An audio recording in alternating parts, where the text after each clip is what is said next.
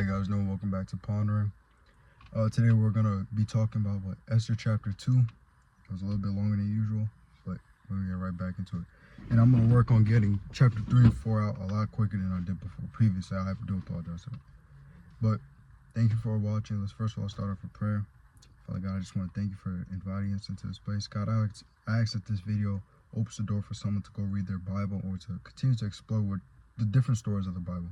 I ask that this word reaches them and it helps them get closer to you. All right. So last part we stopped off was King Xerxes.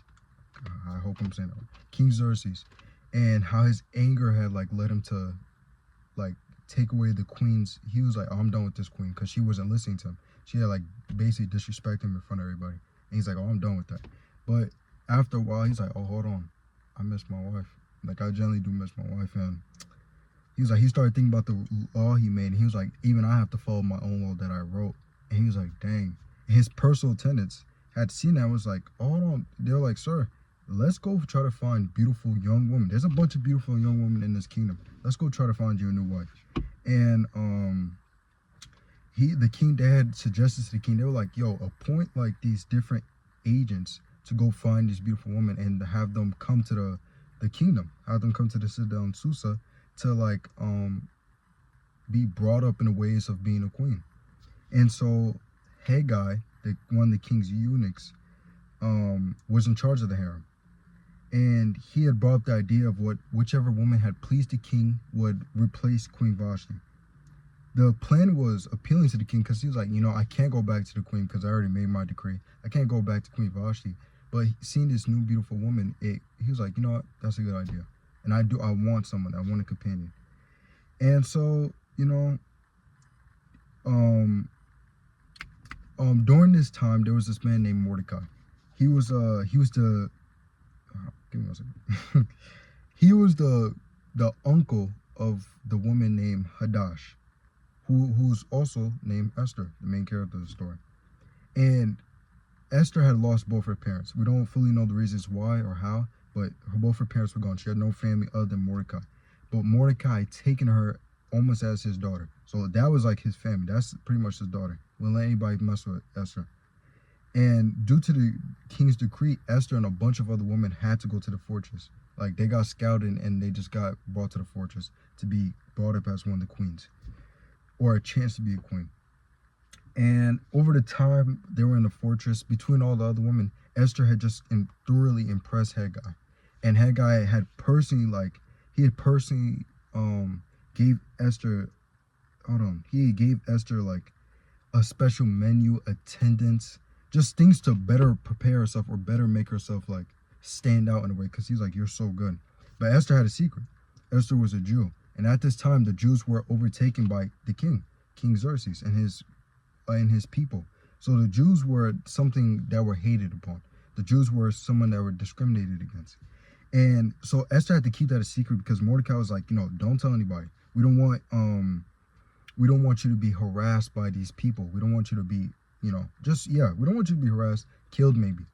He was like, I want to protect you. He's looking out to protect. So Esther had kept her nationality a secret. No one knows she was a Jew. And before any woman was taken to the king, she was actually, She was actually trained for about 12 months. 6 months of oils and 6 months of beauty treatments and things like that. And another 6 months fall with just perfumes and ointments, just for her to smell thoroughly, just for her to be completely presentable, because she was going to be the queen for this king who could show off his riches for 180 days. Let me fact check that. Yes, 180 days.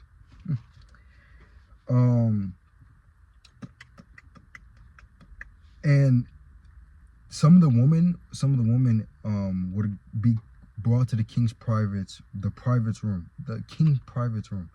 And then she was also taken to the second harem. So her first step is she would meet the king. She would be brought to his private chambers, and then the next day she would be brought to the king's harem. And both of them would probably would judge if this girl could replace the queen. And none of these women could be brought before the king unless the king thoroughly enjoyed her and requested her by name. And Esther, she was brought to his place.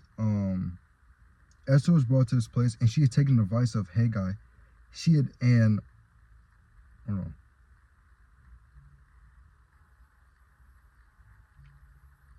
Okay. Esther had been brought before the king, but the advice that Haggai gave her, she wouldn't take anybody's advice except Haggai, because Haggai had the best interest for her. He was like, "Oh no, you're a great woman. We want you to be the queen and things like that. I can see you have potential." So she's like, "I'm not listening to anybody except for him." So that's exactly what she did. And everybody had admired her. King Xerxes had admired her. He loved her more than any woman in the lands, or any woman that he had like previously been with. He was like, "Oh no, Esther's the best." So when it became time to call upon the queen, he called upon Esther by name, and she was actually appointed queen of Susa, or the province of Susa. They said she was the queen now, and so he had gave Esther a great banquet, and as we can tell in the first chapter, the king knows how to throw a party.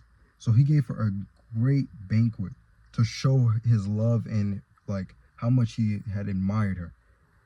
And over time, Esther continued to keep her nationality and her family background a secret, even to the king. She never told anybody. And one day, Mordecai would frequently visit Esther during the night, like visit her and to talk about her, make sure she's fine and things like that. And one night, he had heard one of the king's eunuchs, two of the king's eunuchs, Bigthana and Teresh, who were the guards of the king's private quarters. They had became angry at King Xerxes. I mean, there's a few reasons why I could see they could be angry. We don't know why, but I have one big reason why they're probably angry at him. But they were angry at King Xerxes and plotted to assassinate him. Mordecai heard that and ran to go give Esther this information. He's like, "Esther, make sure the king is aware of this, because the king's life is in danger." And so Esther ran to go tell the king and made sure to give Mordecai the credit for hearing these news. And the king had ran an investigation.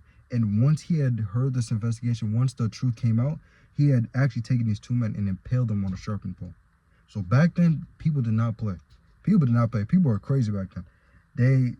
These two men, yes, they did something crazy. They were about to plow in another man's life, but being impaled on a sharpened pole, that is crazy. That probably deterred anybody else from trying to overthrow the king.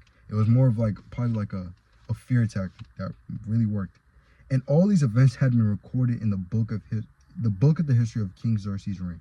So all this information is actually not only something we see in the Bible, but also in another historical text. So that was chapter 2. Chapter 2 is definitely a longer piece than chapter 1. If you don't remember chapter 1, please go watch chapter 1 again. And I'm going to work on getting chapter 3 out. But I hope you guys enjoyed chapter 2. I ask that you please read it for yourself. All these videos, I'm giving you just kind of like spark notes of the big things that happened. But please go read chapter 2 for yourself. Please understand the significance of what's happening. Take your time, understand, write down notes, because I hope this video, I hope this just introduces you to different stories of the Bible that you haven't read. Because everybody knows, a lot of people know David and Goliath and Moses and the Red Sea, but there's so many stories like the left-handed judge. There's so many cool stories in the Bible that people just have not touched upon. So I want to go start touching upon. And then we're going to get to chapter 3 next week. I hope you guys have a great day. I ask that you thoroughly enjoy this video. If you do, please, share it to somebody, subscribe, do what you gotta do. I hope you have a great day. God bless.